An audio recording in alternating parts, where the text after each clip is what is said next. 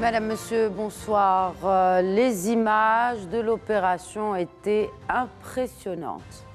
Officiers du PSIJ, du Bureau central d'investigation judiciaire, éléments de la brigade aérienne, comme on peut le voir sur ces images, et éléments du centre judiciaire de la gendarmerie royale, en plus d'un groupe de snipers relevant de la force spéciale de la DGST, mobilisés en force ce week-end dans un quartier de Had-Soualem. Dans les deux maisons perquisitionnées, armes blanches, ingrédients chimiques et autres matériels électriques ont été saisis. Tout pointe vers la préparation d'un engin explosif. Autre preuve, cette fois en vidéo, des intentions malveillantes. Les 4 prévenus arrêtés s'étaient filmés prêtant allégeance à l'organisation terroriste Daesh. Ce projet terroriste déjoué souligne l'importance de la menace persistante et des dangers qui rôdent. La vigilance et la surveillance, notamment assurées par la Direction générale de la surveillance du territoire national, mettent en lumière l'importance cruciale de l'analyse des renseignements et donc du coup de la rapidité d'intervention des forces de sécurité. Ces dernières ont ainsi réussi à neutraliser la menace avant l'Aqdarullah qu'elle ne soit mise à exécution. Il faut aussi rappeler que le Maroc se positionne comme un véritable modèle en matière de lutte contre l'extrémisme et le terrorisme, notamment en Afrique. J'ai avec moi sur le plateau ce soir pour ce débat l'expert en relations internationales et en géostratégie, Cheikh Khawer Oudani. Bonsoir. Bonsoir Madame Khadija, merci beaucoup pour l'invitation. Merci à vous de l'accepter, de répondre à nos questions. On se joint à nous depuis Cotonou au Bénin, le président du Global Governance and Sovereignty Foundation, directeur associé du cabinet Hyperborée Advisors, Ali Moutaïeb. Bonsoir et merci de vous joindre à nous. Bonsoir Lalla Khadija, bonsoir à tous, merci pour l'invitation. Merci à vous de l'accepter. Alors justement, Ali Moutaïeb, comment le PSIJ a-t-il identifié et neutralisé cette cellule terroriste ?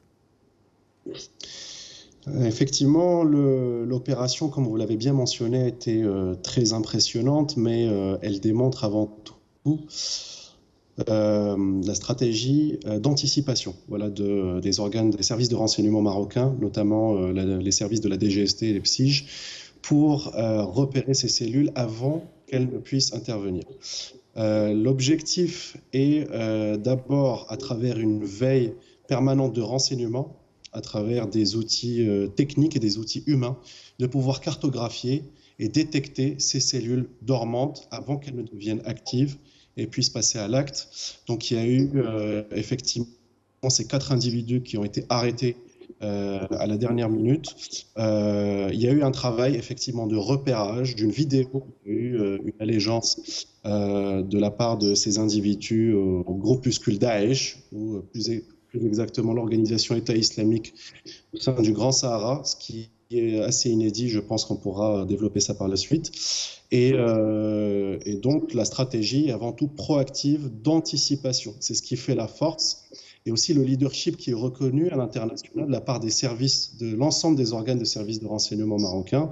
C'est le fait d'avoir la capacité en termes de renseignement, d'anticipation, d'identifier ces individus à travers différents mécanismes de contrôle, des mécanismes de financement, de surveillance, de monitoring, notamment sur la question des réseaux sociaux, mais aussi des nouvelles technologies cyber aujourd'hui. Et surtout, sa force, c'est la capacité d'avoir du bon renseignement humain, ce qui permet effectivement d'aller intervenir avant le passage à l'acte. Exact. Et justement, cette vidéo qui a été repérée par la DGST, où on voit les 4 prévenus, ce qu'on sait déjà des 4 prévenus, Cheikh Khawer Oudani, qui sont âgés de 26, 29, 31 et 35 ans, dont 3 sont des frères. Oui, 3 sont des frères, oui, effectivement. Alors, avant de parler des cibles potentielles de ce projet terroriste déjoué par les différents organes des forces marocaines, parlez-nous d'abord de ce genre de cellules dormantes. On n'en sait pas plus sur ces prévenus, mais en tout cas, le fait qu'ils se filment pour prêter allégeance, est-ce que ça fait partie du processus ? Oui, tout à fait, parce que quand vous assumez une responsabilité, vous assumez un acte, donc vous faites allégeance donc, à un groupe, et de fait, le fait de se montrer dans une vidéo, c'est-à-dire que ces personnes-là arrivent d'assumer leurs actes et aussi d'appréhender aussi les enjeux de leurs actes. Il faut dire aussi que parfois, the bad the bad connection begins with a simple conversation. Donc, c'est-à-dire les connexions qui sont mauvaises commencent parfois avec des simples conversations sur les réseaux sociaux. Je pense que c'est le cas de ces trois frères. Donc, relation et avec des personnes qui sont très impliquées avec des groupes terroristes. On en a d'ailleurs, le terrorisme aujourd'hui, il a une portée géopolitique, comme vous le savez, Madame Khadija. Et ce n'est pas anodin, par exemple, de dire, voilà, aujourd'hui, que l'attentat ou bien la cellule prévoit d'attaquer dans un moment où le Maroc s'apprête à organiser la Coupe d'Afrique 2025, où il y avait hier soir la réunion et l'organisation de cette cérémonie extraordinaire par la Fédération marocaine et par le Maroc sur la question de la Coupe d'Afrique et le tirage du sort des équipes. Et de fait, aujourd'hui, il ne faut pas oublier que aussi, ce qui m'a intrigué, ce qui m'a vraiment frappé aussi, c'est les objets qui ont été sisés. Donc, quand on parle des engrais chimiques, on parle de nitrate d'ammonium. Oui. Le nitrate d'ammonium, c'est un produit chimique explosif. Quand on parle par exemple de certains produits aussi qui sont le charbon avec des sels, avec certains liquides dans une truc machin, donc on parle de ce qu'on appelle le peroxyde d'hydrogène et l'acétone. Et ce sont des produits chimiques. Et là, j'aimerais bien vous dire une chose, c'est que là, le scénario d'Oklahoma City 1995 aux États-Unis, il est parallèles. Les mêmes produits, parce qu'aujourd'hui, à travers... Qui sont en vente dans les... Qui sont en vente, voilà, dans le quotidien, dans des services commerciaux et simples. Donc, je pense aujourd'hui, effectivement, le Maroc, il a déjoué un attentat qui aurait vraiment fait beaucoup de dégâts à l'échelle nationale, qui pourrait vraiment faire beaucoup de... Quelles pourraient être les cibles potentielles d'un tel projet terroriste, Chelkhaoui Roudani? Mais écoutez, lorsque vous parlez de Hadsoun, vous parlez de Casablanca. Donc, vous parlez de Rabat, vous parlez de Marrakech. D'ailleurs, lors de l'attentat de Marrakech, si je me rappelle bien, de 2011, le présumé, donc, ou bien le terroriste, l'a été de la ville d'Esfi. Donc, la distance, je ne pense pas que c'est un problème. Mais je pense que les intentions, elles étaient vraiment maléfiques, elles étaient vraiment dangereuses, de frapper très fort et de faire nuire à la sécurité nationale. D'autant plus qu'on parle d'aujourd'hui, surtout avec, comme je viens de vous dire, la portée géopolitique d'une attaque terroriste, ça pèse beaucoup, politiquement, diplomatiquement, financièrement, d'autant plus que le Maroc aujourd'hui, c'est un pilier et un pays avant-gardiste dans la lutte contre le terrorisme et aussi en matière de renseignement à l'échelle internationale et même à l'échelle continentale. Alors, avant de passer à l'échelle continentale, qu'en est-il de l'échelle nationale? Comment la DGST assure-t-elle la coordination à l'Imoutaïb avec les autres services de renseignement, justement pour d'abord avoir une certaine veille et aussi agir rapidement? Comme vous l'avez bien souligné, Lala Khadija, la coopération est indispensable entre différents services de renseignement, entre différents organes. Il faut qu'il y ait une fluidité dans le partage d'informations, d'autant plus lorsqu'on est face à ce genre de cas. Nous sommes face à des individus nationaux marocains, donc il y a une partie de surveillance du territoire au niveau national.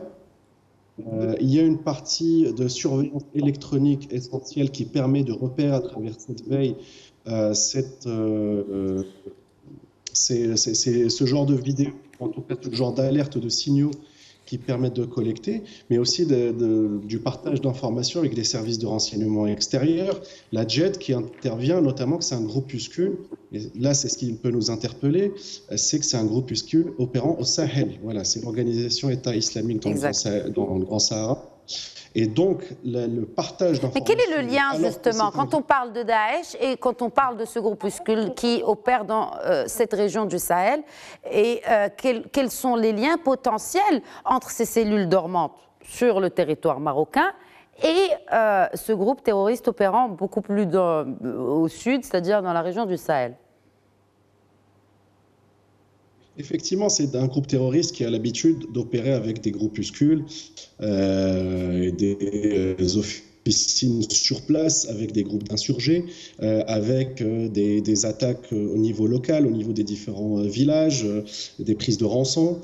On sait que c'est une scission de l'ancien groupe Morabitoun, opérant là-bas, qu'ils étaient dirigés pendant très longtemps par un ancien membre du Polisario, donc Sahraoui, qui a été exécuté en 2021. Et donc, c'est ce qui effectivement peut nous interpeller et inédit, qu'il y ait des liens entre des individus de nationalité marocaine, donc des citoyens sur notre territoire, en lien avec un groupe qui avait l'habitude d'opérer au niveau local. Sauf que là, on s'aperçoit que le Maroc est tiré au niveau international et qui devra, et je pense que c'est aussi du fait de l'implication et du leadership aussi marocain et de la coopération qu'il y a dans la région, notamment avec les pays partenaires qui luttent contre ces groupuscules terroristes. Je pense aux pays de l'AES notamment, le Mali, le Niger et le Burkina Faso, qui font face, eux, tous les jours à ce groupe terroriste. Et donc, ça peut nous interpeller, d'où la nécessité du renforcement de la coopération entre les différentes agences de renseignement, notamment le renseignement extérieur et le renseignement au niveau de notre territoire national. Et c'est ce qui, effectivement, je pense, un des points les plus interpellants par rapport à cette affaire, comment des individus qui se trouvent à Soualem, qui voulaient opérer des attaques massive à partir d'explosifs faits de manière artisanale, avant d'aller dans des camps d'entraînement. C'était de ce qui ressort leur intention, avant d'aller dans des camps d'entraînement au Sahara, enfin dans le Sahel, avec ces groupuscules. Et ça nous interpelle et doit renforcer la vigilance effectivement sécuritaire par rapport maintenant à l'expansion de la menace qui n'est plus non seulement locale, voilà, au Sahel, mais qui commence à toucher, en termes de discours de radicalisation, des individus sur notre territoire. D'où l'importance de ce partage d'informations, Chelkaoui Roudani, et d'où aussi, et là, cela fait sens, prend tout son sens, en tout cas, c'est cette approche particulière qu'a le Maroc depuis quelques années dans cette lutte contre le terrorisme, cette approche proactive d'abord et multidimensionnelle. C'est-à-dire, oui, il s'agit de récolter les informations, les renseignements nécessaires, mais pas que. On voudrait revenir avec vous sur les piliers de cette approche Chelkaoui Roudani et comment elle a démontré, comment aussi elle s'est adaptée à la nature changeante de la menace terroriste durant ces 10 dernières années. Oui, laisse-moi vous dire que, par exemple, moi personnellement, je travaille sur un nouveau concept qui est le géoterrorisme. C'est l'étude de la fabrication et l'invasion des espaces gris par les groupes terroristes ou bien par le biais des groupes terroristes. Et lorsqu'on analyse le géoterrorisme à l'échelle du continent africain, on voit qu'il y a des implications. Il y a un enchevêtrement aussi des enjeux géopolitiques, géostratégiques, géoéconomiques. Lorsque vous voyez par exemple Daesh, lorsqu'il a eu une défaite, même pas une défaite majeure en Syrie et en Irak, il a décentralisé ses activités dans l'Afrique subsaharienne du Sahel et notamment dans la région de l'Uptako-Gourma ou bien la région de 3 frontières entre le Mali, le Burkina et le Niger. Maintenant, le pouvoir des groupes terroristes maintenant s'étale vers la région du Golfe de Guinée et qui devient un épicentre de terrorisme. Aujourd'hui, le Maroc, à travers une vision anticipative, le Maroc depuis 2001, les attentats de New York, donc du 9 septembre, le Maroc il a commencé à mettre en place une vraie doctrine sécuritaire. Le 11 septembre, tout à fait. Le 11 septembre, le Maroc il a commencé de mettre en place une vraie doctrine sécuritaire basée sur un continuum défense-sécurité. Là, le premier pilier, c'est le renseignement. Le renseignement, aujourd'hui, on parle de ce qu'on appelle la géopolitique de renseignement. Le renseignement commence à jouer un rôle très important à l'échelle internationale. Et de fait, aujourd'hui, le Maroc, à travers des partenariats, soit au niveau bilatéral, soit au niveau multilatéral, il commence à jouer un rôle avant-gardiste. D'ailleurs, le Maroc, il a réussi à démanteler plusieurs groupes terroristes en Espagne, en France, en Belgique, même aux États-Unis, avec la cellule de Cole James Bridge, le militaire américain qui a essayé de commettre un attentat à New York. Et aussi même récemment, en partenariat avec les services de renseignement espagnols.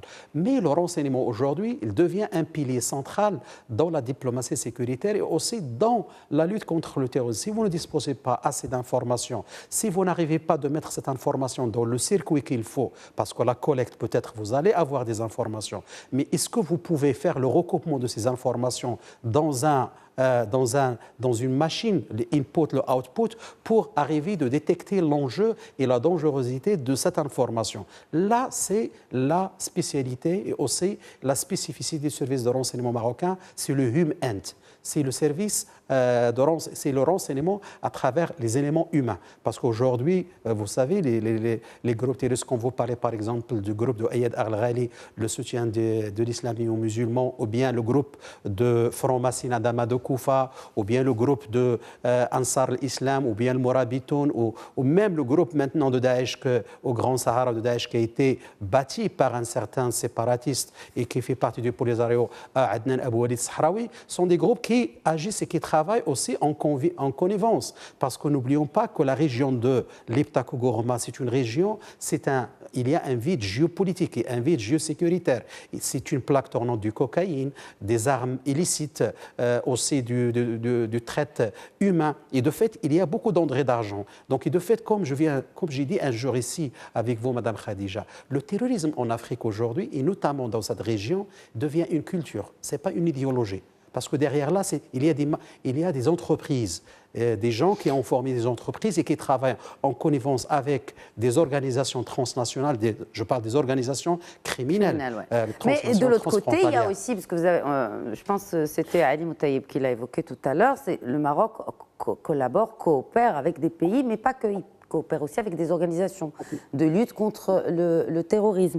Et ce n'est pas une coïncidence, ce n'est pas non plus un hasard pour que le siège du bureau de l'Office des Nations Unies contre la terreur pour l'Afrique a été établi ici même à Rabat. Oui, le premier siège, c'est au Maroc, c'est à Rabat. N'oublions pas aussi que le Maroc préside avec les États-Unis, avec l'Italie, avec le Niger, le Gulf Focus Africa, qui fait partie de l'Alliance internationale contre Daesh, et aussi le Maroc qui, depuis très longtemps, c'est un membre très actif dans le Forum international de la lutte contre le terrorisme. Le Maroc, à travers aussi, donc il a ratifié tous les accords et même les résolutions du Conseil de sécurité des Nations Unies concernant la lutte contre le terrorisme. Au niveau aussi national, le Maroc, il a planifié toute une stratégie verticale et horizontale en mettant en place vraiment une juridiction très poussée, très avancée pour lutter nationalement contre les présumés ou bien contre les personnes qui sont susceptibles d'être des terroristes. N'oublions pas aussi une chose très importante, Madame Khadija, c'est qu'aujourd'hui, moi j'imagine qu'aujourd'hui, à la lumière de ce qui se passe à l'échelle internationale, il faut dire que maintenant, la communauté internationale doit regarder les réseaux sociaux avec d'autres lunettes, parce que les réseaux sociaux aujourd'hui sont devenus une zone grise. Sont devenus une zone grise, sont devenus une zone aussi à... en tout cas surveiller de près, parce qu'on sait ce que cela renferme comme défi. Justement, une question sur les technologies, les défis liés à l'utilisation des technologies dans un contexte aussi délicat que celui avec des menaces terroristes comme celui qu'on vient de voir. Quelles sont les technologies utilisées, Ali Moutayeb? Il y a beaucoup de... On vit une époque en fait de l'expansion entre guillemets de l'économie de l'information, de la connaissance, avec les réseaux sociaux qui se développent de plus en plus. On est face à une explosion de l'information de manière qui évolue de manière exponentielle par rapport aux réseaux sociaux, avec des réseaux sociaux qui évoluent. On n'est plus que sur on est aussi sur de la vidéo et on est sur ce qui est visible et invisible. Il y a toute une pente d'Internet qui doit être surveillée, notamment toute la partie web, canaux en fait, et groupes fermés, notamment sur Telegram, sur différents groupes en fait qui permettent à ces groupuscules, notamment extrémistes et radicaux, de pouvoir échanger. Si on parle déjà de groupes actifs, c'est-à-dire de groupes djihadistes actifs, qui ont déjà des canaux qui prennent beaucoup de précautions par rapport à l'échange de communication, ça nécessite beaucoup d'efforts, y compris par rapport aux services de renseignement pour infiltrer ces groupes. Donc il y a déjà ce travail-là. Mais il y a déjà un travail d'anticipation et de veille qui doit être permanent déjà pour repérer le discours radical avant de passer à l'acte. On a vu plusieurs personnages, surtout, alors j'ai envie de dire que les services de renseignement, c'est pas, je ne vais pas utiliser le mot facile, mais c'est plus habituel, on va dire, de surveiller des groupuscules dont on a déjà du renseignement humain, du renseignement des infiltrations pour pouvoir surveiller leurs activités avant qu'ils passent à l'acte. Des fois, c'est plus difficile de repérer ce qu'on appelle des loups solitaires, c'est-à-dire des personnes qui vont aller de manière comme ce groupe, de manière à partir à acheter des éléments de manière artisanale, prendre juste un couteau et aller attaquer des passants et revendiquer ces attaques terroristes, de pouvoir les repérer. Et en général, c'est des individus qui sont radicalisés par un discours qu'on retrouve sur les réseaux sociaux. Donc, il est très important d'avoir cette approche donc, de détection au niveau électronique, donc sur la question des réseaux sociaux. Mais si vous me permettez, et ça c'est aussi l'une des forces du modèle en fait de lutte antiterroriste et de renseignement marocain, c'est d'avoir entre guillemets une approche holistique, globale.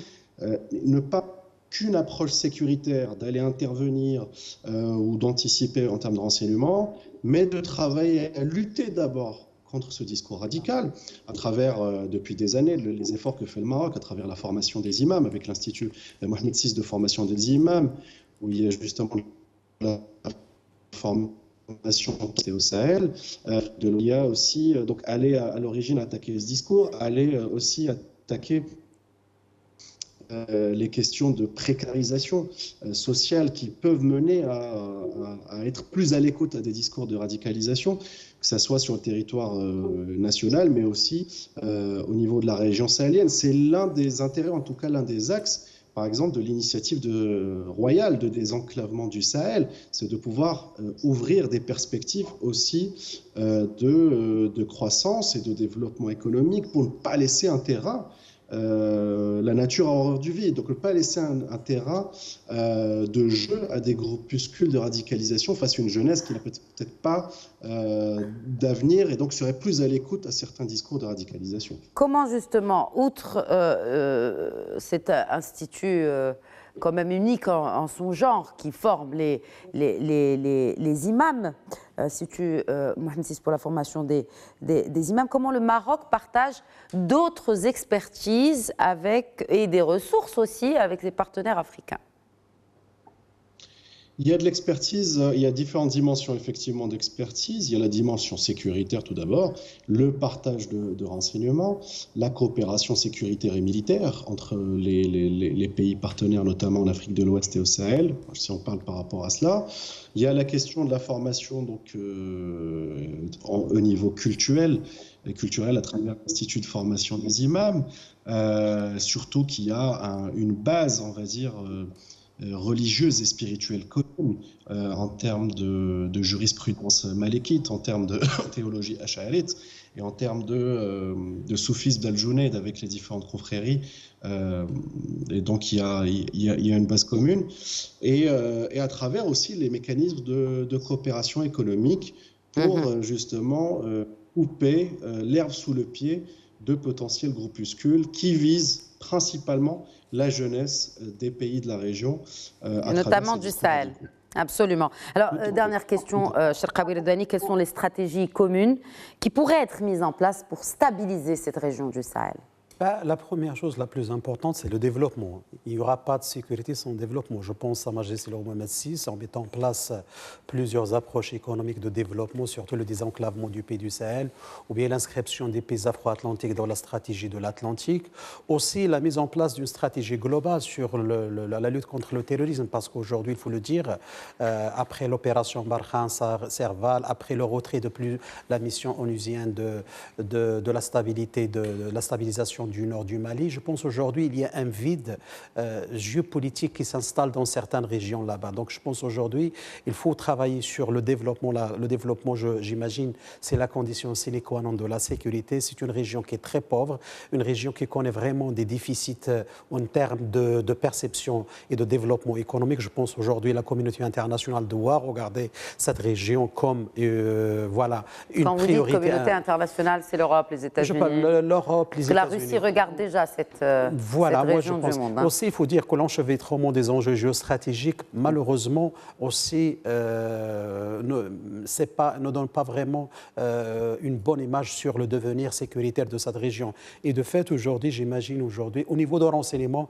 il faut mettre en place, il faut continuer de travailler, parce que dans certains pays comme l'AES, maintenant le Mali, le Burkina, le Niger, il est en dislocation totale et en déliquescence globale avec la CEDEAO. Je pense aujourd'hui, il faut travailler sur la sécurité, sur le renseignement entre des pays de la région, en mettant en place vraiment une plateforme. Je pense la plateforme de Marrakech qui a été créée au Maroc en 2022. C'est une plateforme qui est très intelligente. Internationale de lutte contre Daesh. De Daesh et d'autres. Et même Al-Qaïda, parce que j'imagine le retour d'Al-Qaïda commence à s'apercevoir à travers le groupe du soutien à l'islam et musulman de Ayad Ghali et même le Front Massina. Merci beaucoup, Cheikh Abel Thani, expert en relations internationales et en géostratégie, d'avoir enrichi ce débat. Et merci à vous également, Ali Moutaï, président du Global Governance and Sovereignty Foundation. Merci. Merci. Merci. Voilà, c'est la fin de cet épisode Question d'actu. Très bonne soirée.